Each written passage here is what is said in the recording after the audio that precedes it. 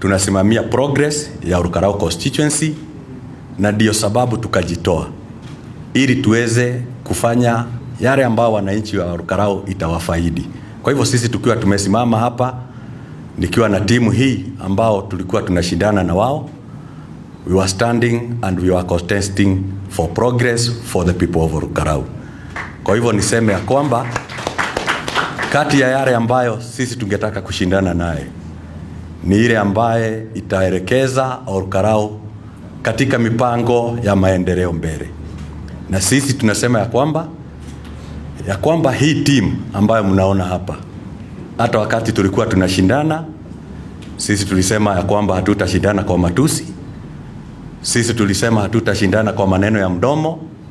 Sisi tulisema ya kwamba tutashindana kwa sera ambazo zitafaidi mwananchi wa Olkarau. Na ndio unatuona tukiwa tumesimama hapa tukiwa wote, kwa sababu our main agenda was the progress and development agenda for the people of Olkarau, and that is where we are standing. Na ningetaka kusema kwa wananchi wa Olkarau ya kwamba this government is our government, na sisi ndio tulioichagua, na bado haijamaliza kutufanyia kazi.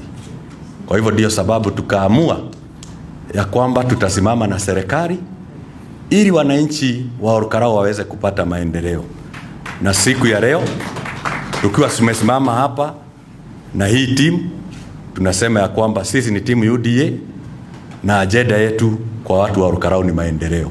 Kwa hivyo tutashikana zote kwa pamoja tuweze kutembea katika maofisi za serikali. Kwanza tumalize ile miradi yote ambayo aliyekuwa mheshimiwa wa Olkarau alikuwa anaendeleza. La pili, tuweze kufanya bargain kwa niaba ya wananchi wa Olkarau, kwa sababu tunajua huwa tunachagua serikali ili iweze kutupatia maendeleo, na kwa sababu sisi ndio tulichagua hii serikali ya UDA, hilo ndilo jambo ambalo tunashikilia, na tunaambia wananchi wetu ya kwamba kila wakati haiwezi kuwa ni wakati wa siasa.